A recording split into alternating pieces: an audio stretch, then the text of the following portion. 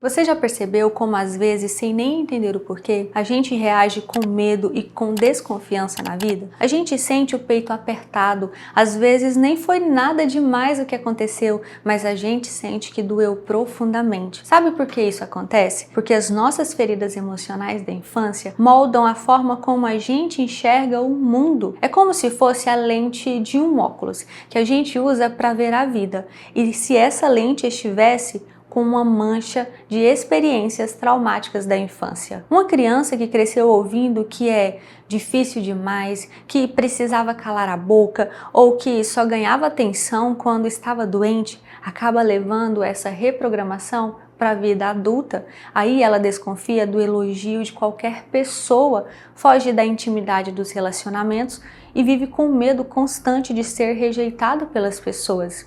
Isso afeta como a gente se relaciona com os nossos professores, com os nossos colegas de trabalho, com os nossos familiares, com os desconhecidos nas ruas, ou seja, com o mundo. E se você ainda não me conhece, o meu nome é Maia Nascimento e eu dedico a minha vida a algo que vai muito mais além de técnica e teoria. Eu guio pessoas no caminho de cura da criança interior, com base em neurociência, espiritualidade, psicologia e um olhar amoroso sobre a alma humana. Eu acredito que quando a gente acolhe as nossas feridas de infância, a vida floresce com todo o amor do mundo, nos relacionamentos, na prosperidade, na autoestima e principalmente na paz de ser quem a gente é. E se você sente que está na hora de olhar com carinho para a sua história e se libertar do peso que não é mais seu, eu te convido com todo o amor a conhecer os meus cursos. Eles estão aqui na descrição. Foram criados como um abraço estendido para te acompanhar com leveza e verdade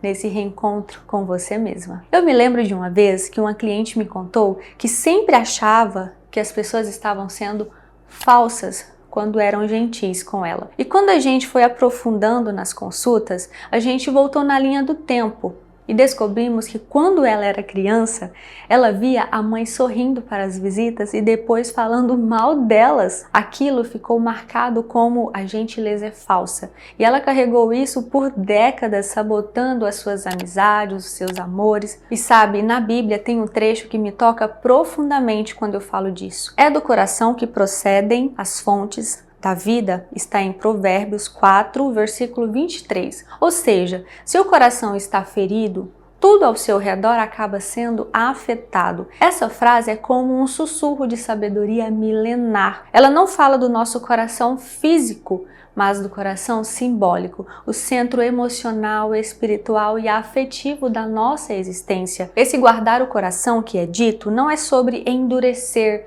é exatamente o oposto, cuidar dele com ternura, com verdade. E agora vamos imaginar, o coração é como uma nascente. Se a água que jorra dessa nascente estiver limpa, tudo ao seu redor floresce. As plantas crescem, os animais bebem, a vida pulsa em torno dessa nascente. Mas se ela está uma nascente contaminada com mágoas, medos, traumas e ressentimentos, toda a terra em volta adoece, as relações secam, a alegria mingua, a criatividade murcha, o sorriso se dissipa. E veja que interessante. A palavra guardar no hebraico original da Bíblia traz a ideia de vigiar com atenção amorosa, como quem zela de algo muito sagrado.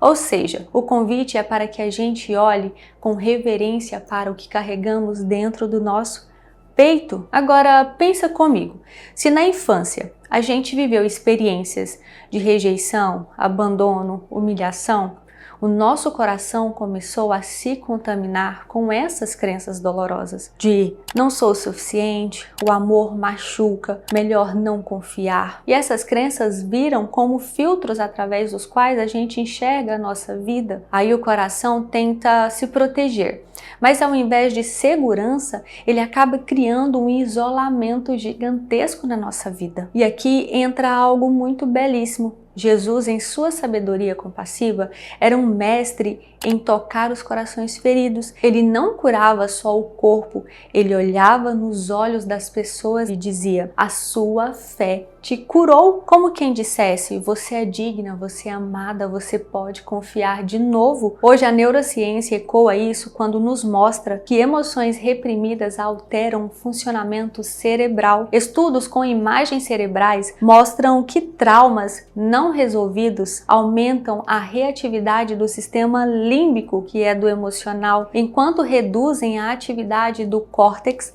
pré-frontal, que é o nosso racional. Ou seja, quando o coração está ferido, até a nossa capacidade de tomar decisões saudáveis é prejudicada. Guardar o coração, portanto, é um ato de cura profunda, é olhar para dentro com coragem e dizer para si mesma: eu reconheço essa dor, mas não vou mais deixar que ela dite quem eu sou. É permitir que a luz entre, que a água da fonte volte a ser limpa. E como a gente começa isso? Com pequenos passos, com acolhimento, com uma escuta, com amor próprio, com oração, se fizer sentido para você. Com terapia, com escrita, com arte, com essas conversas sinceras, como a gente está tendo agora. E se você sente que o seu coração anda cansado, endurecido, machucado, lembra, ele não precisa ser consertado, ele precisa ser abraçado. E quando ele for curado, tudo ao seu redor vai mudar, porque dele procedem as fontes da vida.